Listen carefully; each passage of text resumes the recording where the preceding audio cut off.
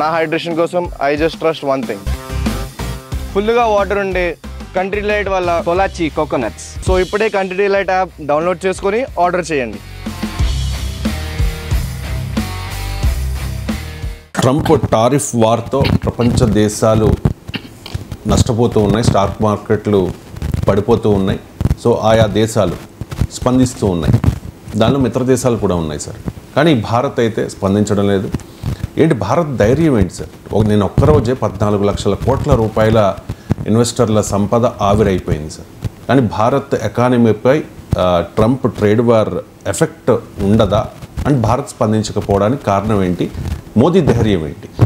అంటే మీరు అన్నది నిజం అది. ఎందుకంటే ప్రపంచంలో మిత్ర దేశాలు కూడా రియాక్ట్ అవుతున్నాయి. కెనడా చాలా గట్టిగా రియాక్ట్ అయింది. అమెరికాతో ఫ్రెండ్షిప్ అయిపోయింది, పార్ట్నర్షిప్ అయిపోయిందని ప్రకటించారు. మీకు యూరోపియన్ దేశాలు తీవ్రంగా స్పందించాయి, జపాన్ స్పందించింది, సౌత్ కొరియా స్పందించింది. ఇవన్నీ అమెరికన్ ఫ్రెండ్లీ నేషన్స్, ఇవేవి కూడా అమెరికాకు వ్యతిరేక దేశాలు కాదు. చైనా స్పందించిందంటే మనం అర్థం చేసుకోవచ్చు, అమెరికా ప్రత్యర్థి కనుక చైనా స్పందిస్తుంది. సో అమెరికాకు దశాబ్దాలుగా జియో పాలిటిక్స్లో చాలా క్లోజ్ అలైస్గా ఉన్న కంట్రీస్ కూడా, పార్ట్నర్స్గా ఉన్న కంట్రీస్ కూడా చాలా సీరియస్గా రియాక్ట్ అవుతున్నాయి. నిజంగా వరల్డ్లో రియాక్ట్ కాని ఏకైక కంట్రీ ఇండియానే. మీకు ప్రతి చిన్న కంట్రీ, పెద్ద కంట్రీ అందరూ రియాక్ట్ అవుతున్నారు. Only country that is not reacting is India. మీరు అన్నది ఈ క్వశ్చన్ డెఫినెట్గా వస్తుంది. ఏంటి మరి ఇది ధీమానా, ఇది సరెండరా, ఇది ఏంటి అనే క్వశ్చన్ వస్తుంది.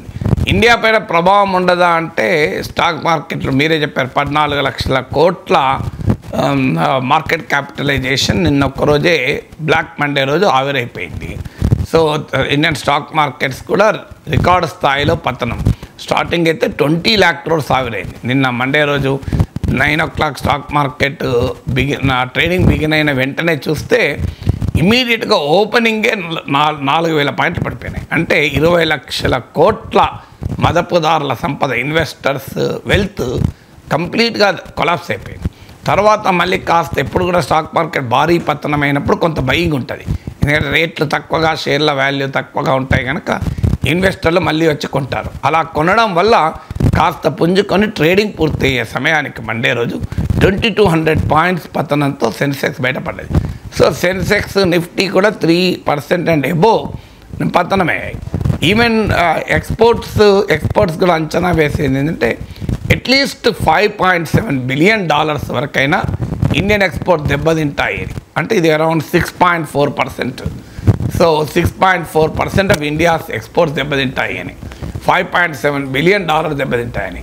సో డెఫినెట్గా ఇది, ఎందుకంటే ఇండియా అమెరికాకు చేసే ఎగుమతులు $87 billion, అమెరికా నుంచి ఇండియా దిగుమతి చేసుకునేది $42 billion.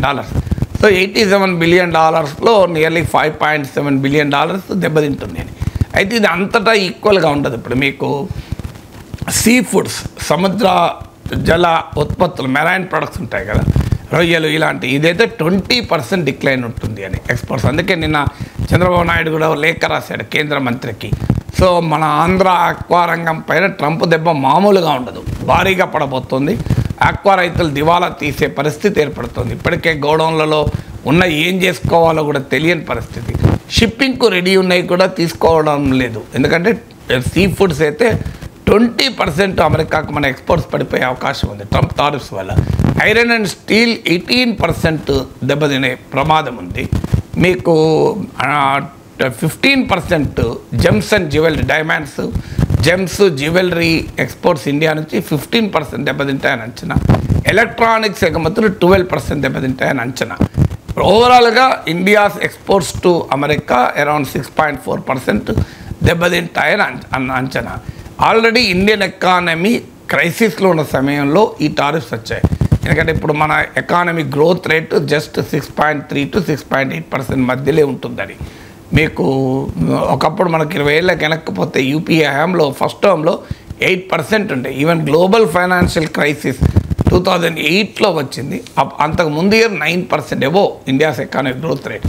Even global financial crisis 2008లో వచ్చినా మళ్ళీ వితిన్ 1 year తర్వాత మన ఇండియన్ ఎకానమీ 8% గ్రో అయింది. అలాంటిది ఇప్పుడు 6.3, 6.8% మధ్యలోనే మన ఎకనామిక్ గ్రోత్ రేట్ ఉంది. సో ఈవెన్ ఇండియాలో హౌస్ హోల్డ్ కన్జంప్షన్ అంటే ప్రజలు కొనుగోలు శక్తి పడిపోతుంది, ప్రజలు వస్తువుల వినిమయం తగ్గిపోతుంది అని మీకు ఓన్లీ లగ్జరీ కన్జంప్షన్ ఉండడం వల్ల ఎకానమీ ఆ మేరకనే ఉంది. అందుకే దీన్ని వి షేప్డ్ కాదు కే షేప్ అంటున్నారు. వి షేప్ అంటున్నామో ఇలా కంప్లీట్ పడిపోయి మళ్ళీ లేస్తుంది, కే షేప్ అంటున్నామో పైన ఉంటుంది కింద ఉంటుంది. సో అందువల్ల కే షేప్ రికవరీ అంటున్నారు. సో అందువల్ల ఇండియన్ ఎకానమీలో డెట్ బబుల్ పెరుగుతుంది, అప్పుల భారం పెరిగిపోతుంది. ఇప్పుడు మీకు ఉదాహరణకు క్రెడిట్ కార్డు డ్యూస్ ఎన్పిఎస్ అంటారు. అంటే క్రెడిట్ కార్డు ఒక ఫిక్స్డ్ టైం వరకు కూడా పే చేయకపోతే దాన్ని నాన్ పర్ఫార్మింగ్ అసెట్గా అంటారు. సో క్రెడిట్ కార్డు ఎన్పిఎస్ 2023తో పోలిస్తే 2024లో 28% పెరిగాయి. అంటే ప్రజలు క్రెడిట్ కార్డ్ కన్జంప్షన్ పెరిగింది భారీగా, అందులో క్రెడిట్ కార్డ్ డ్యూస్ పెరుగుతున్నాయి, ఎన్పిఎస్ పెరుగుతున్నాయి. లాస్ట్ ఇయర్ 2024లో Indians credit card NPAs 6,700 crores. ఎప్పుడు మనం క్రెడిట్ కార్డు మీద కొని మళ్ళీ కట్టలేము, మనకు ఆదాయం లేకపోతేనే కట్టలేము, ఎందుకంటే పెనాల్టీ పడుతుంది క్రెడిట్ కార్డు మీద కట్టకపోతే. పెనాల్టీ కూడా సిద్ధపడి ప్రజలు కడతలేరంటే వాళ్ళ ఎకనామిక్ కండిషన్ ఎలా ఉందో దీన్ని బట్టి అర్థమవుతుంది. So this hard economic data ఎవరు క్లెయిమ్ చేసుకుంటే దాచేస్తే దాగే కాదు కదా. So credit card NPS 28% increase అయ్యాయి. మీకు డెట్ బబుల్ లేటెస్ట్ సర్వే ఏం చెప్తుందంటే మైక్రో క్రెడిట్లో 68% ప్రజలు మేము ఈ అప్పులు కట్టలేని పరిస్థితిలో ఉన్నాము అని ఒక భారంగా ఫీల్ అయ్యారు సర్వేలో. 28% అప్పులు కట్టడానికి మళ్ళీ అప్పులు చేస్తున్నారు. సో అందువల్ల హౌస్ హోల్డ్ సేవింగ్స్ తగ్గిపోతున్నాయి.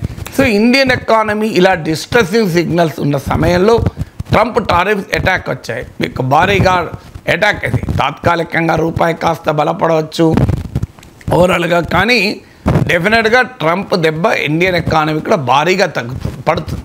అయితే మరి ఏంటి భారత ప్రభుత్వానికి, నేను ఇంతకుముందే చెప్పినట్లు ధైర్యమన్నా కావాలి లేదా లొంగుబాటన్నా కావాలి. లెటస్ సి ఏం జరుగుతుంది అనటానికి ప్రభుత్వ యాంగిల్ చెప్తున్నాను. ఇది నిజమా కాదా మనకు అనుభవంలో తేలాలి.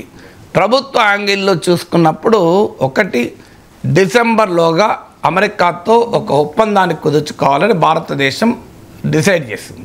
మా ప్రైమ్ మినిస్టర్ మోడీ అమెరికా వెళ్ళినప్పుడు కూడా ఇండియా యుఎస్ జాయింట్ స్టేట్మెంట్లో కూడా చెప్పారు.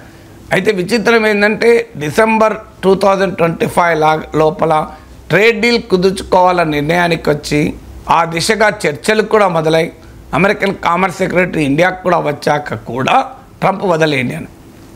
కనీసం మరి ట్రేడ్ డీల్ చర్చలు మొదలయ్యాయి కదా, let us wait, let us see the progress, అప్పుడు ఆలోచిద్దామని కూడా అనుకోకుండా మన పైన 26% టారిఫ్లు విధించారు. సో అందువల్ల అమెరికన్తో ట్రేడ్ ఒప్పందం కుదురుతుంది కదా, అమెరికా తొందరపడినా మనం ఎందుకు తొందరపడకూడదు, ఎందుకు తొందరపడాలి, లెటస్ వెయిట్ అండ్ వాచ్ అనేటువంటి ధోరణి ఒకటై ఉండాలి. రెండవది ఏంటి అంటే మన పైన రిలేటివ్లీ తక్కువ విధించారు కదా అని. ఎందుకంటే ఇప్పుడు మనకన్నా చైనా పైన చాలా ఎక్కువ, మోర్ దెన్ డబుల్ విధించారు. చైనా పైన 54 to 65% వరకు కూడా విధించారు. మీకు థాయిలాండ్ పైన 36%, 46% వియత్నాం పైన, 49% కంబోడియా పైన, 37% బంగ్లాదేశ్ పైన విధించారు.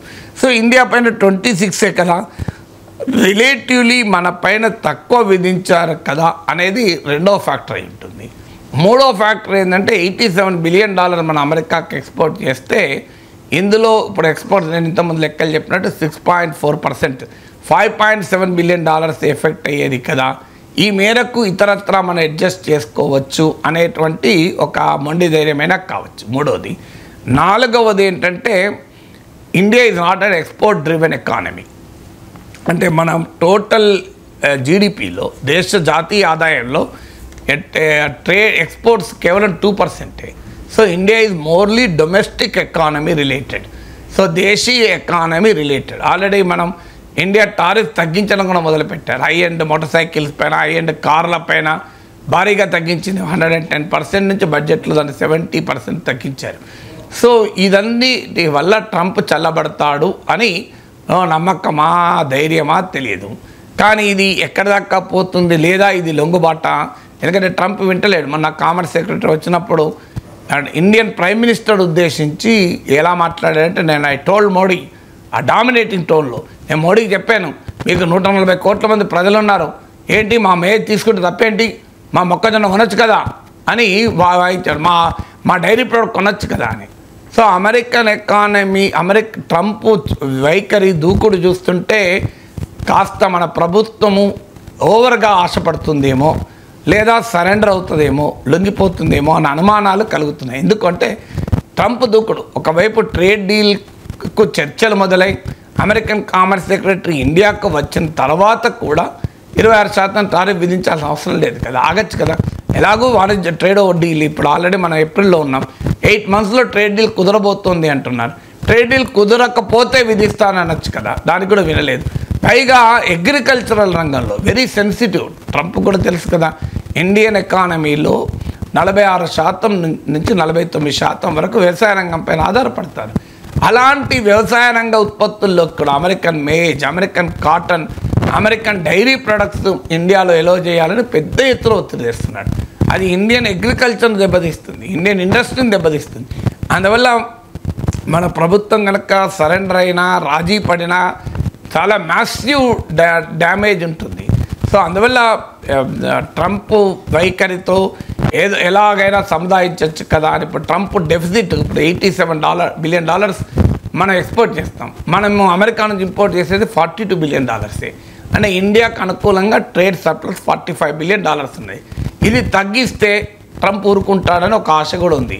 ఇది తగ్గించడానికి అమెరికా నుంచి ఎనర్జీ కొంటాము, అమెరికా నుంచి F-35 యుద్ధ విమానాలు కొంటాము అని కూడా ఆలోచిస్తారు. విచిత్రం ఏంటంటే అమెరికన్ మిత్ర దేశాలైన కెనడా, పోర్చుగల్ ఆల్రెడీ మేము F-35 కొనడాన్ని రివ్యూ చేస్తామని ప్రకటించారు. UK, జర్మనీ కూడా ఆలోచిస్తున్నాయి, కానీ ఇండియా మాత్రం కొంటానంటుంది. సో అందువల్ల లెట్ us వెయిట్. ఇప్పటి వరకు అది ట్రంప్ దిగి వస్తాడు, ట్రంప్ చల్లబడతాడన్న నమ్మకమా, లేదు ట్రంప్ టారిఫ్ల ప్రభావము అంత భయంకరంగా ఇతర దేశాలతో పోలిస్తే ఉండదు అని నమ్మకమా, లేదా అమెరికా ప్రభుత్వ ఒత్తిళ్లకు తలవంచడమా, ఇది తేలాలి మనకు.